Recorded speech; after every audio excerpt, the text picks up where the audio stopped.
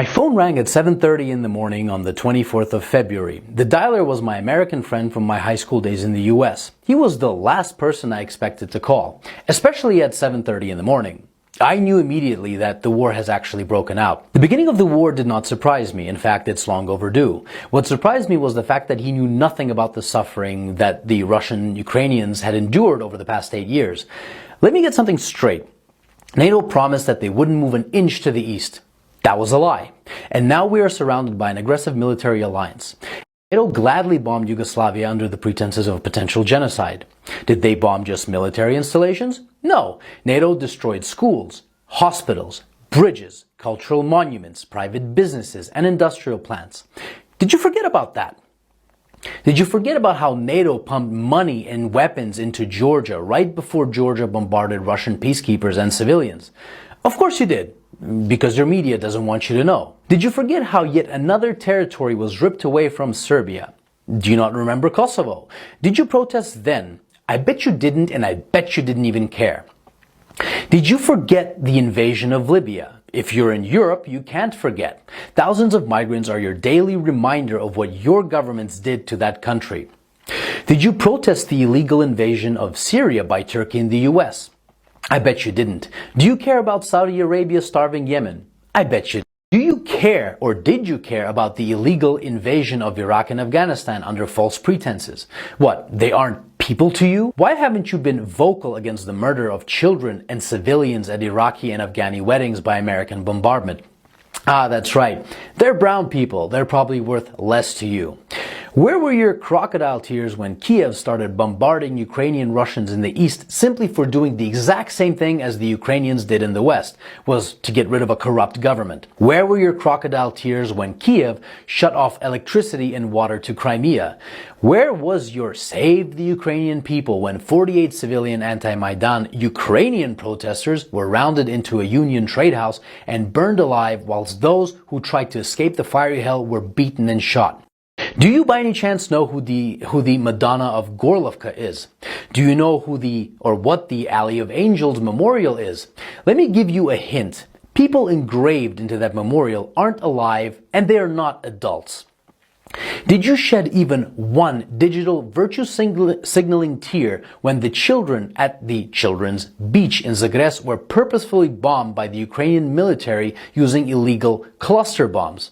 I bet you didn't. But that's okay.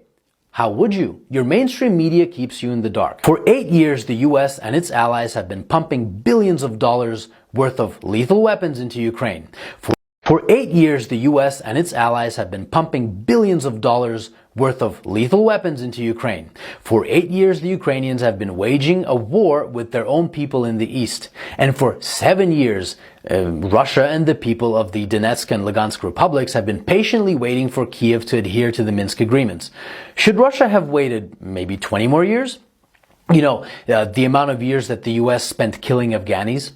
So whilst leaders like Boris Johnson, Joe Biden, Emmanuel Macron, Olaf Scholz and Ursula von der Leyen have been virtue signaling about the poor Ukrainians, they have been robbing the Ukrainians of their dignity, making their economy run on loans from the IMF, and basically robbing them of their future. And Russia is to blame when we were their primary trading partner? The West pushed Russia into a corner. Protect yourself from an increasingly hostile neighbor who wants to become part of a hostile military alliance called NATO and lose Nord Stream 2, for example. Or watch Russian-Ukrainian thousands. The West wanted to fight this war with Russia until the very last Ukrainian. Remember Kosovo? Well, the Lugansk and Donetsk republics have every right to exist. Russia didn't set the precedent. Your leaders did when they recognized Kosovo. And final food for thought. Why was there no bombardment of innocent civilians in Crimea, even though it's closer to Kiev than Donetsk is? I'll give you a hint. The actual Russian military was there protecting the people. Here's another. The Ukrainian army has been fighting this invisible Russian army for 8 years now in the east, according to your mainstream media. Why then did the Ukrainian army collapse within 24 hours when fighting the actual Russian military? And since it did, what do you think your tax dollars were doing in Ukraine? That's right. Your tax dollars were used by Ukrainians in the West to kill Ukrainians in the East, and you didn't give a flying fuck about it. So if you haven't been following this conflict from day one, and now you put the blue and yellow flag on your photo, wipe away your crocodile tears, please, and find out why your governments have been supporting those who have made a Nazi criminal, Stepan Bandera, their national war hero. Don't expect a good result from pushing a bear and the dragon into a corner. And definitely don't be surprised when that bear and that dragon begin pushing back. So if you haven't been crying for the collectively millions of dead Iraqis, Afghanis, Syrians, Libyans, Yugoslavians, and East Ukrainians these past 20 years, but you're crying crocodile tears for Ukrainian military installations, wipe them away and think about what your governments have been doing and what they're still doing.